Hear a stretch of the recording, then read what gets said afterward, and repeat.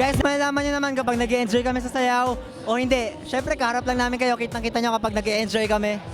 Kaya gusto nyo bang turuan ko kayo ng onting steps namin? Madali lang yan. Tuturuan ko kayo. You be so mean. Try to keep my conversation. Ito yung second prod namin sa sayaw namin. First, kailangan mo lang parang ituro mo. And then, yan. 2, 3. And then, right. Yan. And then, flying kiss. Signature move ng Chickster. Then, talikod. And pagbalik, snap, pa-left. And then, right. And then, wave, dalawa. And then, making love to you. And then, flying kiss sa left. More. Flying kiss ulit. More. Then flying kiss para sa lahat. More. Ikot.